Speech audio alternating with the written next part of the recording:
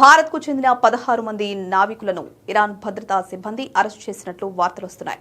యుఏఈలోని Dibba port సమీపంలో అంతర్జాతీయ జలాల్లో వెళ్తున్న వాలియంట్ రోర్ అనే నౌకను ఇరాన్ రెవల్యూషనరీ గార్డ్స్ గత ఏడాది డిసెంబర్ 8న వెంబడించారు. ఆ నౌకలో 6,000 మెట్రిక్ టన్నుల ఇంధనం స్మగ్లింగ్ చేస్తోందని ఆరోపిస్తూ అందులో ఉన్న సిబ్బందిని నిర్బంధించారు. ఆ సమయంలో నౌకలో 18 మంది నావికులు ఉండగా వారిలో 16 మంది భారతీయులు ఉన్నట్లు సమాచారం. వీరిలో 10 మందిని జైలుకు తీసుకువెళ్లగా మిగతా వారు ఇరాన్ గార్డుల నిఘాలో ఆ నౌకలోనే ఉన్నట్లు తెలుస్తోంది. ఈ ఘటనకు సంబంధించి నౌక కెప్టెన్ నుంచి కుటుంబీకులకు అత్యవసర సందేశం అందింది.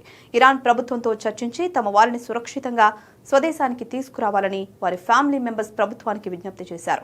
అంతలోపు వారికి వైద్య, న్యాయ, ఆర్థిక సాయం అందించేలా ఇరాన్లోని భారత కాన్సులేట్ను ఆదేశించాలని కోరుతూ బాధిత కుటుంబీకులు ఢిల్లీ హైకోర్టులో పిటిషన్ దాఖలు చేశారు. విచారణకు స్వీకరించిన న్యాయస్థానం ఈ అంశానికి సంబంధించి స్టేటస్ రిపోర్టును అందజేయాలని కేంద్ర ప్రభుత్వాన్ని ఆదేశించింది.